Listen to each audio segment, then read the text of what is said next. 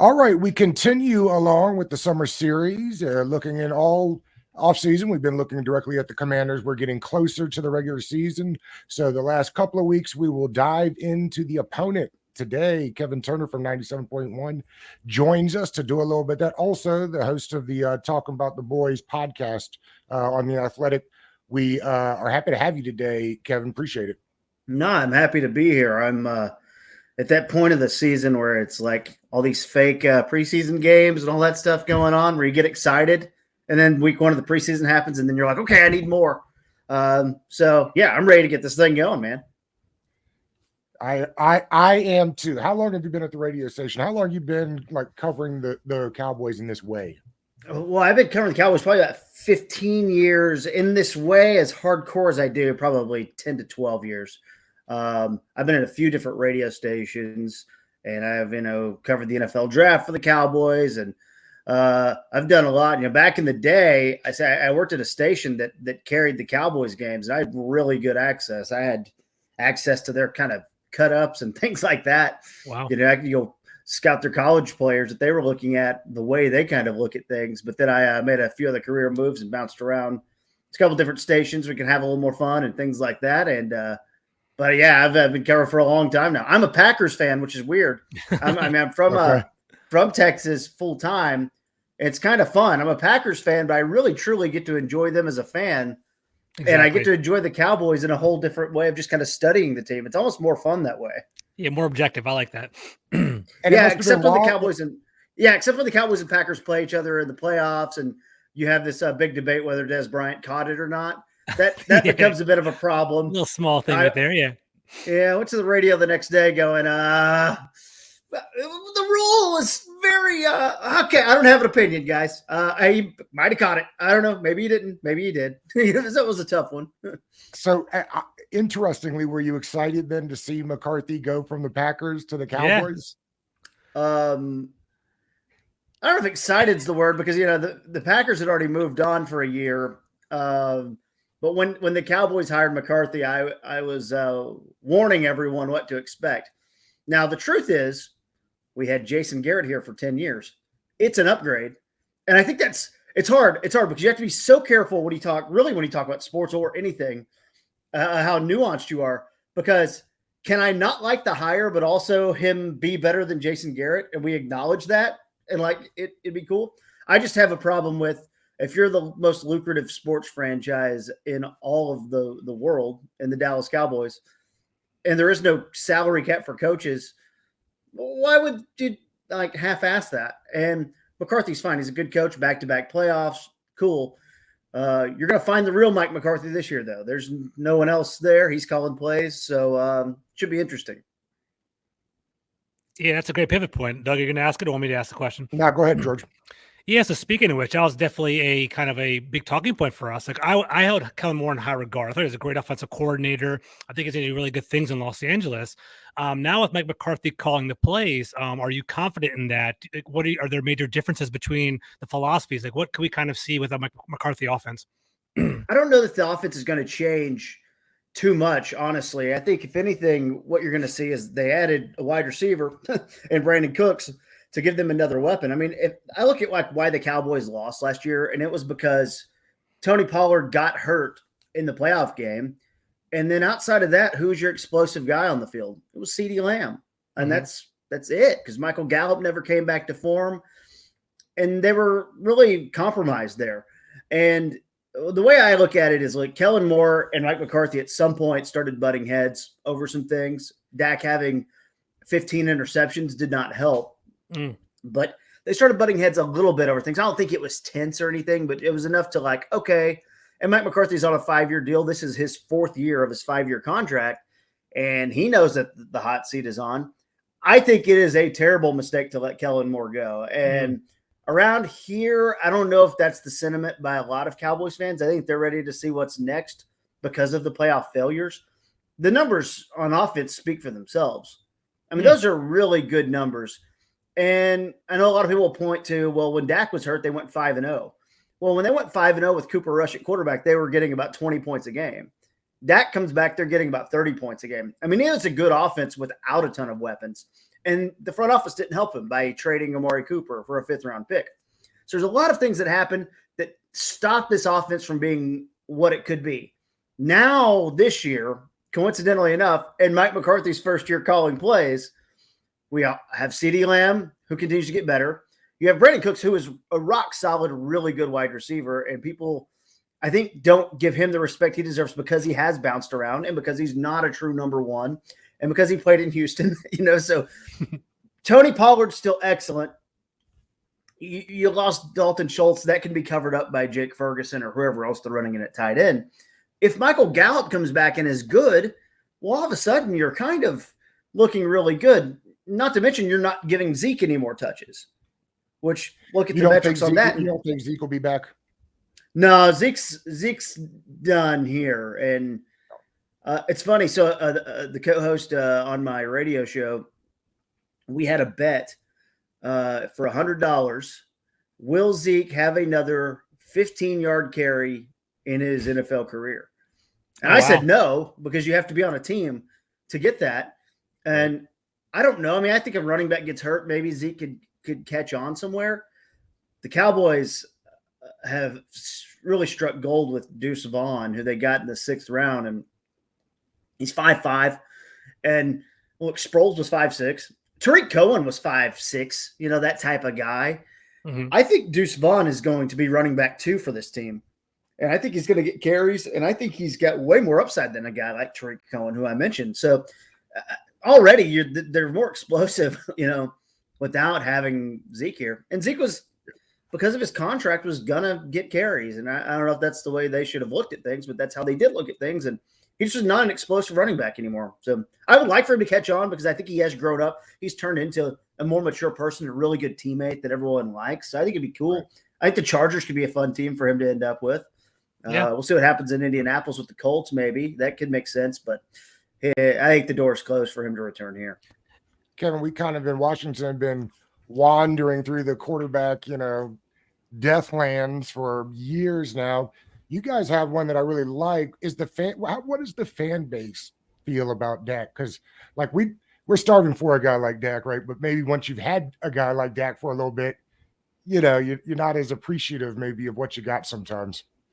Well, yeah, and we did this here with Romo too. It was almost the same thing. Is he good enough? And then until the playoff success comes, they're dealing with this in Minnesota with Kirk Cousins. Y'all, to an extent, y'all dealt with that with Kirk Cousins a little bit. Mm-hmm. Y'all were maybe a little ahead of it. But I think Dak's better than Kirk Cousins. I think the upside's there.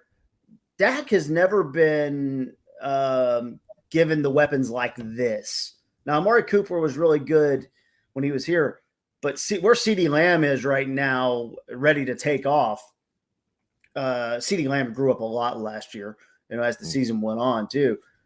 And then adding Brandon Cooks, a little more, stabilizing wide receiver number 2. Like the weapons are all set here. The only one thing that could compromise that is if they do take some half measures on the offensive line. I'm curious about what's happening with Zach Martin's contract. I think he'll be here because I know what Zach's about, and I think he'll be here, but boy, some of Jerry's comments are very stubborn. Not that Jerry's comments matter that much anymore, but it's so stubborn. But yeah, it's a coin toss, and it's a lot of people acknowledge that he's good, really good. Yeah. And I don't know that playing top 10 games, I don't know if that helps any discussion. I don't know. The truth is, let's look at the conference. Who are your good quarterbacks in the conference? Like that you can just say, lock in and go, this is a good quarterback. To me, there's 2. I think Jalen Hurts is good. I like him. Yeah, I think they're comparable. Certainly, I'm probably a little higher on Daniel Jones than some. I think you talk about a lack of weapons. Man, I mean, they got no nothing going on out there. And Sam Howell's played one game. I'm curious from your standpoint on that game last year.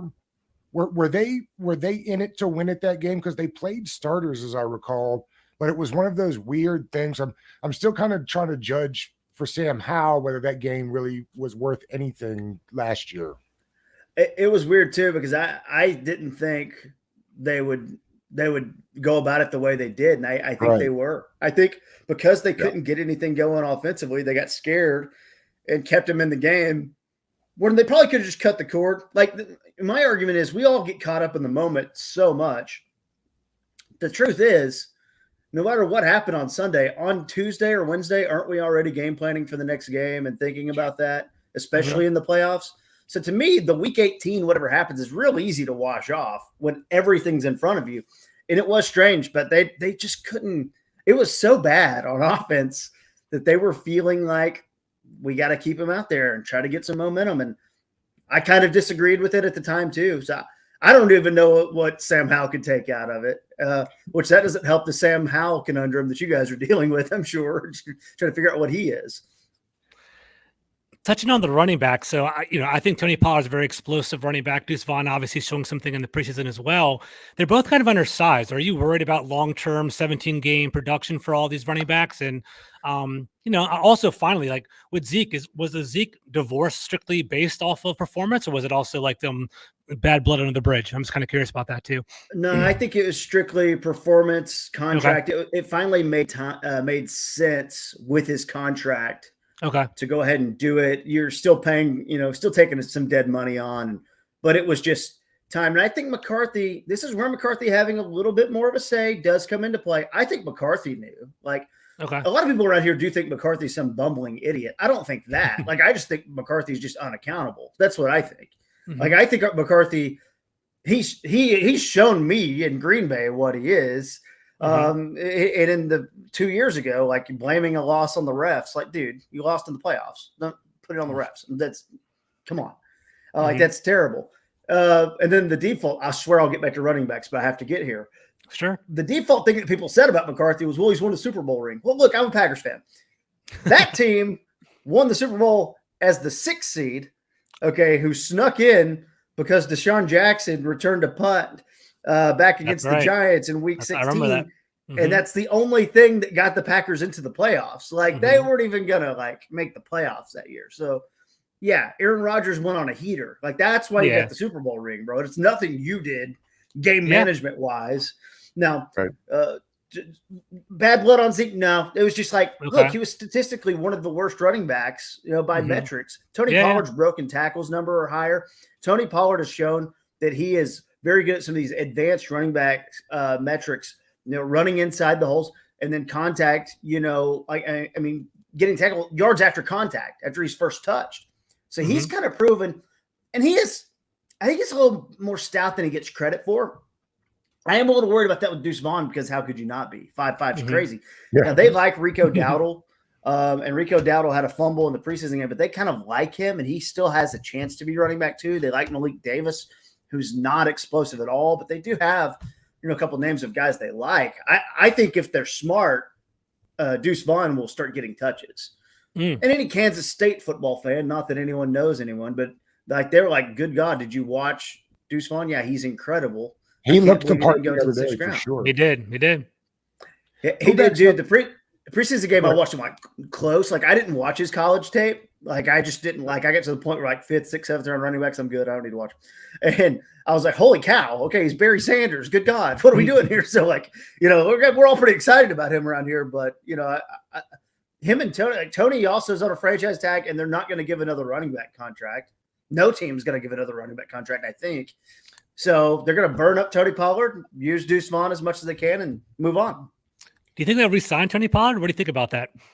I don't think they will unless something changes in terms of his agent goes, look, there's no big long-term contract you're ever going to get because no running backs are getting it anymore. Gotcha. So, you're better off taking $5-6 million a year here and then being a Cowboy and what comes with that, with the appearances and the sponsorship opportunities. I mean, that's the thing about staying here. That's what I think Zeke might be, maybe pinching himself a little bit. Zeke probably could have gone in, said, look, I'll take a huge pay cut and I'll play for $3 or $4 million. And they might have been like, yeah, cool. Great. Right. We'll do that. And you still get to be Zeke, a fan favorite, and your goal line back and scoring 10 touchdowns and having the Jamal Williams role in Detroit, that's probably, but he's thinking, no, they're going to cut me. I'm a free agent. And it's like, we've seen what happened with running backs. The league Yeah. has finally got it. The Cowboys were one of the last teams to pay a running back. So It's incredible about the running backs because as we talk about them not getting second contracts, I just can't imagine also a world where there's like 20, 50-year running backs that are just sitting out there not getting paid because nobody wants to do it. It's going to be fascinating. what's crazy too, and I look at this, I mean, pretty much every year, it's not going to get there at wide receiver, but it's slowly getting there at wide receiver a little bit, where teams just go, I can find one in the third round. I've been saying that. There's a bunch of them. You know, there's just a bunch of them. Yeah. Look at all the running backs, the rookie running backs who are actually playing in the preseason, like you're saying, A-Chain in Miami, Charbonnet, UCLA running back, Seattle. Yeah. You know, Ty Chandler, which he's a little older, but like you look at all these like guys are like, okay, I can find running back anywhere. We're good. 6th round, Deuce Vaughn, maybe there's your success story. Or you're a team like the Panthers who paid money to bring Miles Sanders in. Or even the Lions thought it was weird to pay money to bring in David Montgomery. He's 28. It's like, why would I pay that money? It's become a minimum wage position. It's weird. And it's a hard thing to wrap our head around. And it's probably unfair to those guys. But if I'm running a team in 3 or 4 years, who would want to play running back in high school or middle school, right? Like used to be, you wanted to do that. It was either quarterback or running back. I don't know why on earth you'd ever play running back unless the coach just said, hey, buddy, you're playing running back, and that's it. Yeah. Well, and real quick here, like, it doesn't help. Like, there was the talk about the big Zoom call that happened.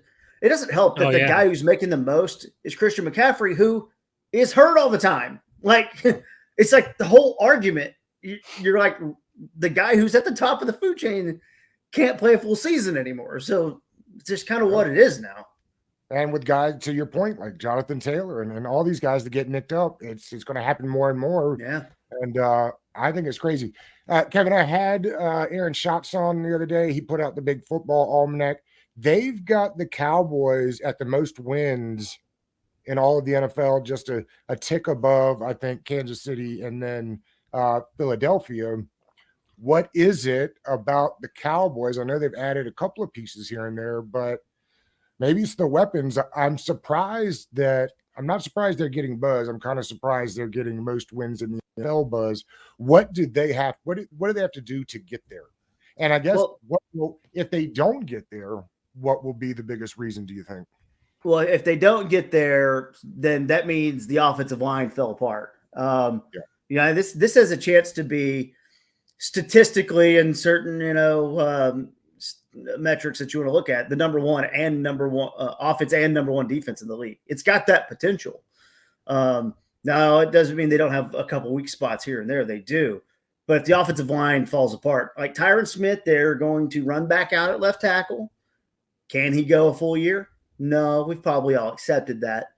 But he's good when he plays. So I almost compared to, sorry to bring in a Packers reference, guys, but you know what, David Bakhtiari, like, there's going to be 5 or 6 games a year where he just is a game time scratch. He just didn't get his, muscles activated, ready to go. I don't know, y'all might have had a little bit of that with Trent Williams back in the day, maybe. No, maybe not. Maybe he was a stud. He was good until the cancer scare. Yeah. Well, he didn't miss games until the 1 year.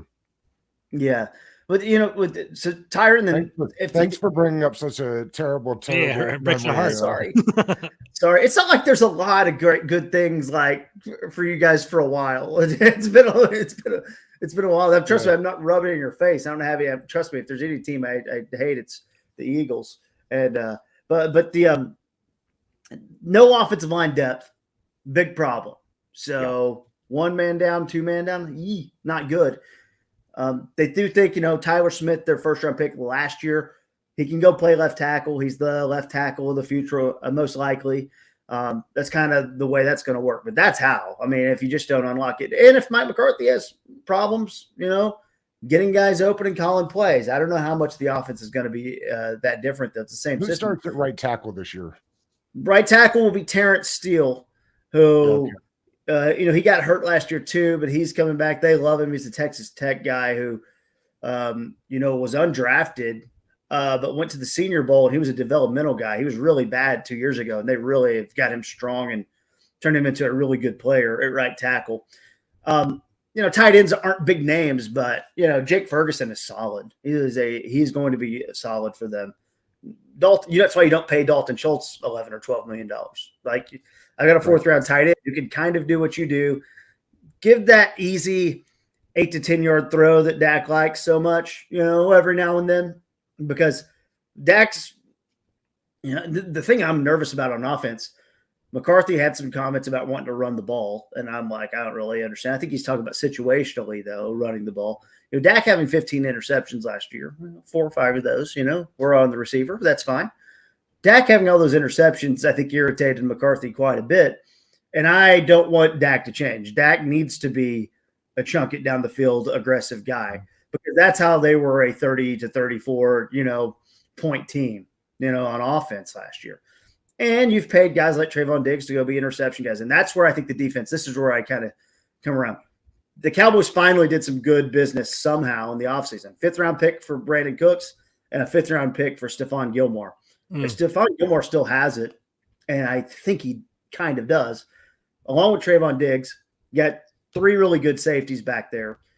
Their 1st round draft pick this year was a defensive tackle to help stop the run. We know what Micah Parsons is. Micah Parsons is destined to have another double-digit sack season.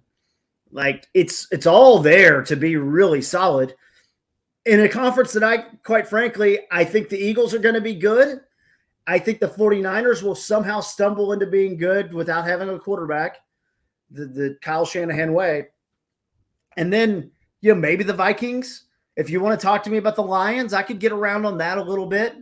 But, dude, it's wide open. So I don't see any stopping this being a 12, 13, 14 win season. Unless their December schedule's tough. The Cowboys, if they don't start off great, they got some tough games at the end of the year that are gonna, be difference makers. I think it's Eagles, Bills, Dolphins, Lions, and then at Washington to end the season. So, you're gonna get the Cowboys in week 18 coming off 4 huge games in December. The schedule's also fun too, though. Like, there's 3 games on the schedule that I circled that are big Mike McCarthy games. Week 2, they play the Jets. Obviously, storylines write themselves there with Aaron Rodgers. And the story around here, Cowboys fans fear the Packers more than any other team in the NFC. Okay. And I would sometimes you shouldn't, but Aaron Rodgers just ripped the heart out of the chest so many times. Yeah. No one wants to see it. And so they're terrified of it. And then there's a game, I think it's week 5 or 6. It's the 49ers.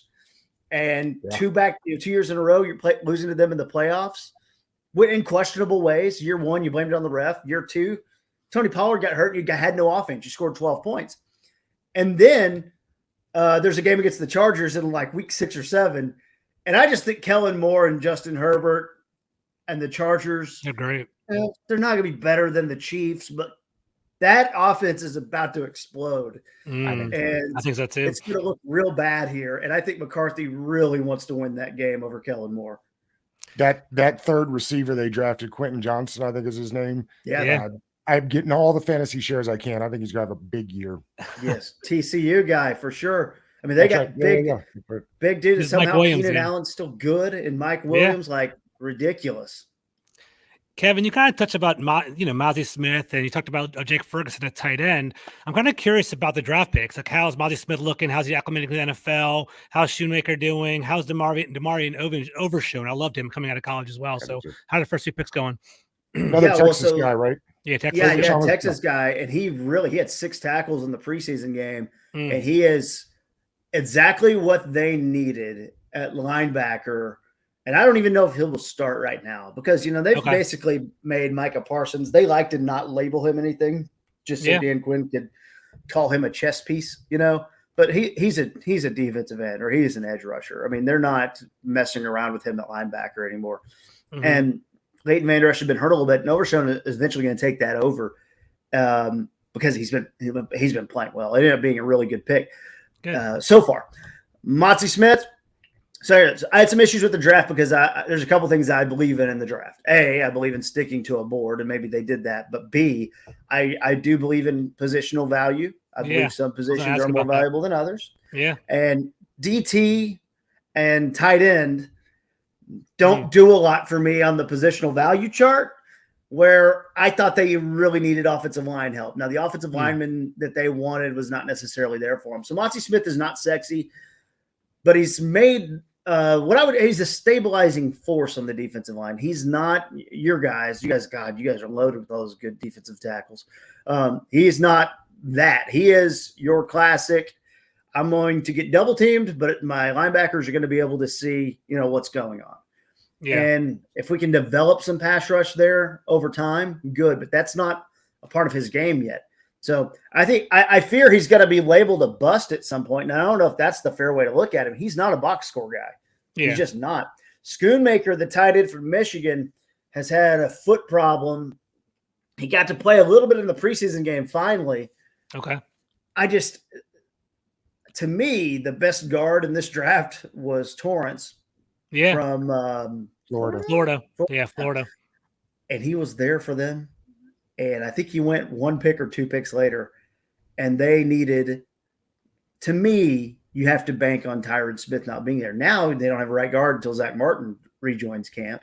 Mm-hmm. And I just thought that was the pick. They didn't have him graded that high as I did. So the part of this is just me and my evaluation. But I ain't the only one. I mean, I think the draft community, I think a lot of teams had him graded as a first or second round grade. And probably the best guard in the draft. And then they didn't take him. They took a tight end. And I'm like, we already have a tight end. And got a couple other guys who can play tight end. And Schoonmaker is not some athletic. Like, if you're telling me you're getting Luke Musgraves, sorry for another Packers reference, but like he was a athletic tight end. You're telling me you're getting one of those guys. Okay, I can work around. Dude, Schoonmaker is a Ferguson type. He's the same type of thing that you could already have. And I just I don't know. I didn't love the draft. Now, you make up for things with little hits like, did I hit on Deuce Vaughn in the 6th round? Maybe, Who's the guy that you guys, I mean, you guys have had a lot of running backs. Y'all don't have McKissick anymore, right? He's been gone for a couple years. I think he's retired. He had some neck things, but they've got Gibson, the running mate with where your guy there. Yep. They've got Brian Robinson they drafted last year out of Alabama. And then this year they drafted Chris Rodriguez out of Kentucky, who I think is going to get more work this year than maybe a lot of people expect. I'm a huge Georgia Bulldog fan, and all Chris Rodriguez did was get busy for 4 years at Kentucky. So I think he's got more than – I think they are glad they were able to get him where they did for sure, and he's going to get – and to the whole running back thing. I mean, that's why you do this, right? You draft a running back every year, draft a wide receiver every year. There's no reason you shouldn't be doing that. Kevin, I got a couple more before we get you up out of here. I wanted to ask you about Malik Hooker, who got a contract extension.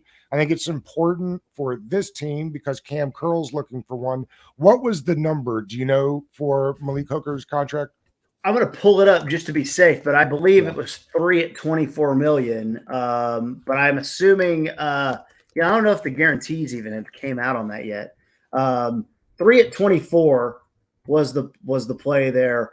So cap hit at what? 1 this year, and then I think in 2025, 5 million and 6 million. So it was a higher number than I thought. Let's go 7 per year. How about that? 3 at 21. Well, sorry. People around Cam Curl think he's going to ask for 12, 13, 14, which is why again, you talk about running backs. I love safeties and what they're doing in the modern NFL, and you've got to have them. But the numbers got to be right. And to me, Malik Hooker's a really good safety. And if he's getting 7, I can't, sometimes I find it hard to believe Cam Curl get double. He's a good safety, but he doesn't even play, full time for this team. And this team has 3 safeties on the field a lot.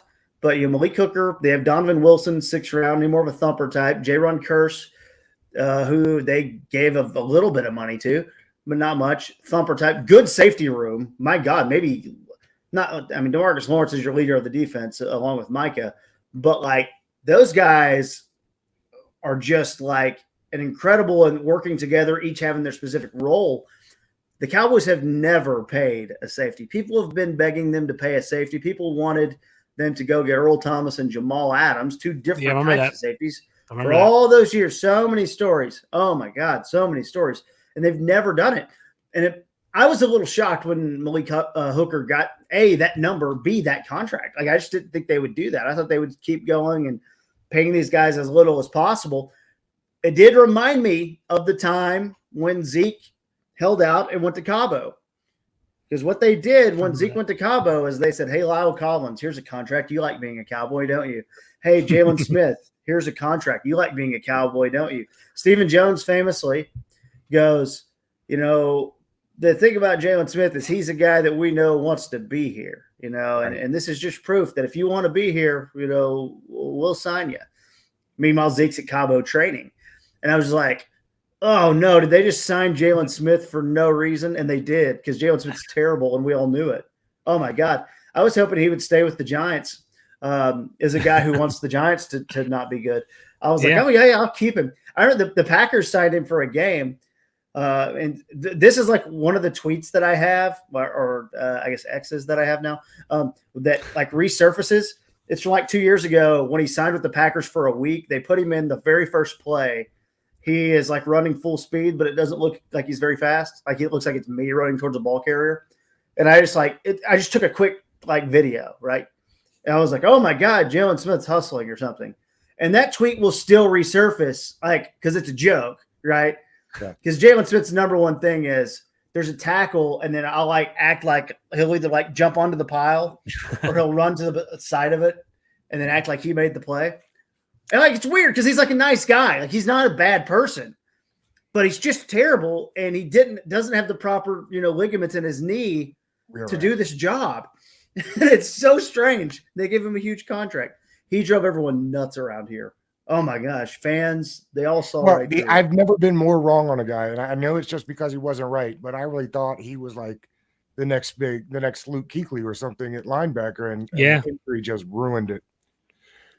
He also ruined bowl games. Like him getting hurt. Yeah, I remember that. It's just like end up. There's no point in playing these bowl games. If you're a good draftable prospect, why would you do it? Because it ruined his NFL career. And he shouldn't have gone. I went to the combine that year, and I remember talking. It was I won't say the team name, but it was a guy who worked in the medical department for a team. I won't say it was the team doctor, but I was like, what do you think about Jalen Smith? And here's kind of what you do with the combine. You talk to people with medicals.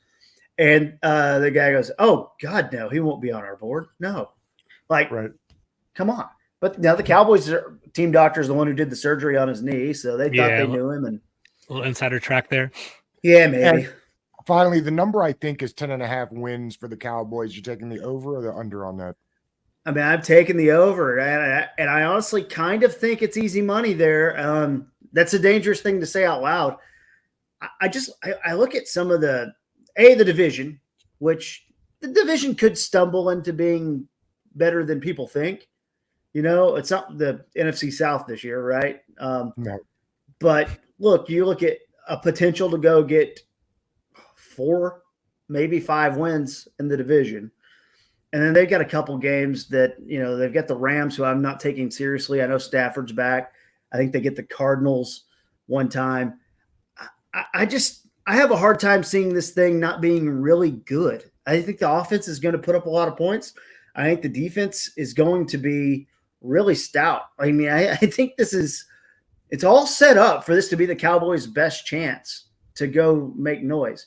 And I mean, I'm not going to lie. Like a part of that is that Aaron Rodgers is not in Green Bay anymore. And a part of that is that the 49ers quarterback situation is still up in the air, and that the Rams don't appear to have any depth.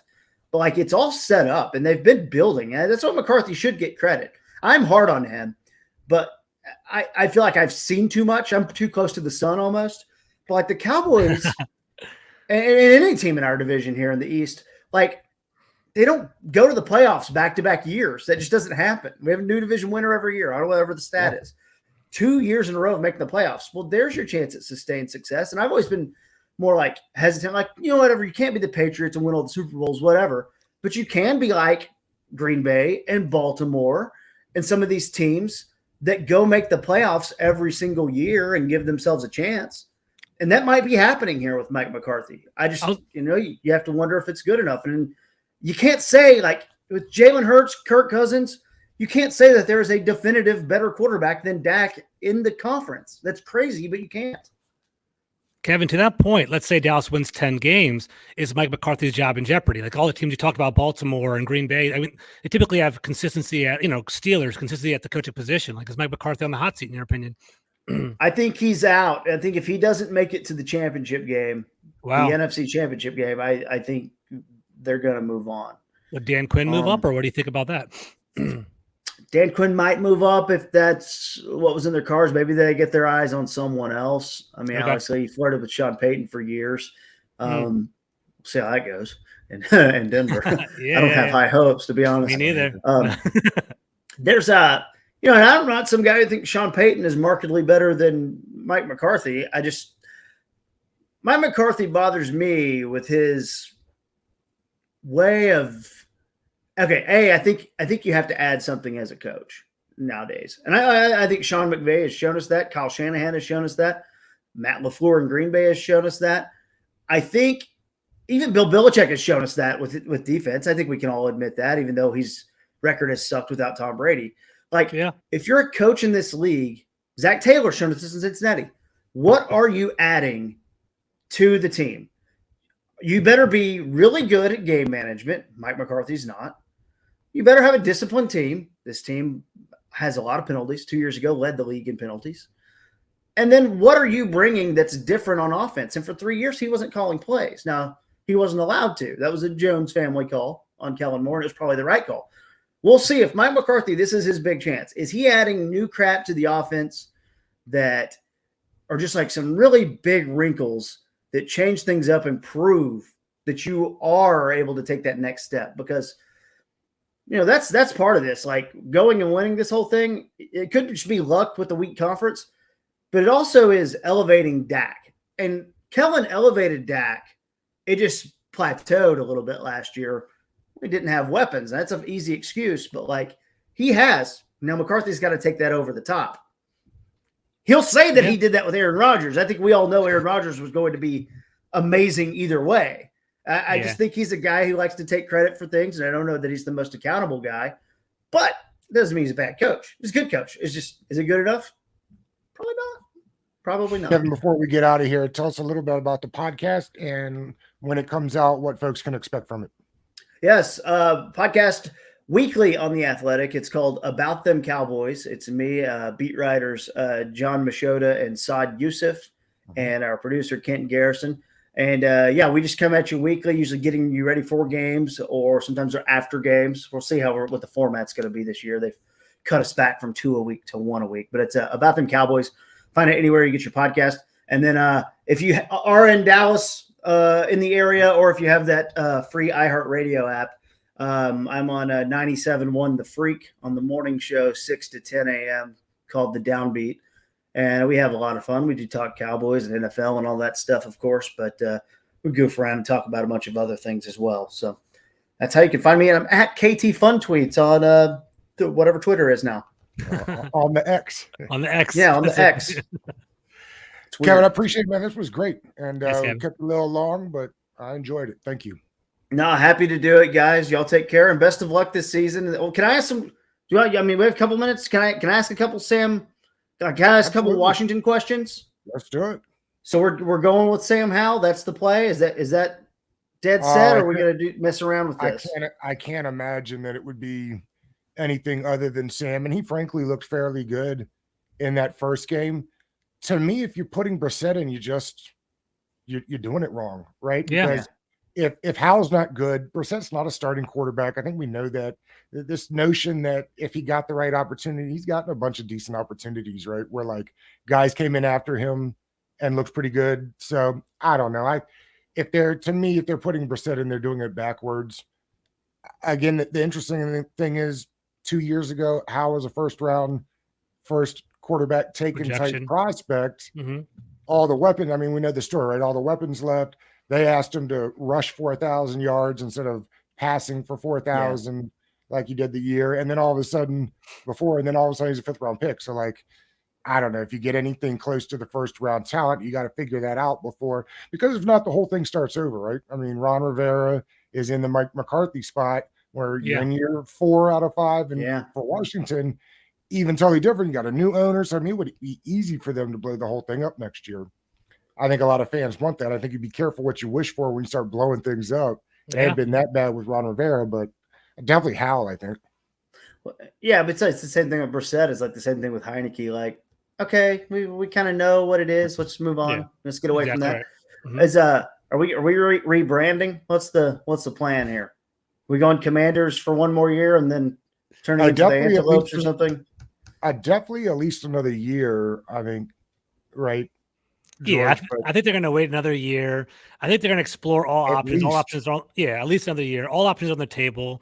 I think they're more worried about the fan experience this year, like within FedEx Field, looking at a stadium, kind of putting that together. There are plenty of, just getting the GM and the business side of the team set up on the right foot as well. There's plenty of other things to worry about as opposed to the rebrand right now, in my opinion, at least. Right, Doug? Well, and don't forget with the rebrand, and I try to tell people this all the time, and I think they have a hard time realizing that these guys don't print money somewhere, but like if you rebrand again from the pencils to the scoreboard, you've got to replace it all again. And we're talking about millions upon millions of dollars for a group that just spent billions. Yeah. So like to turn around and spend millions of bucks on something that's already kind of been like Commanders isn't great. It's not terrible. I mean, would the fan base have been happier if they were the Dragons? Right? Like again, I don't know. I mean, it depends if you won games. Right? Yeah, I agree. It's all about winning.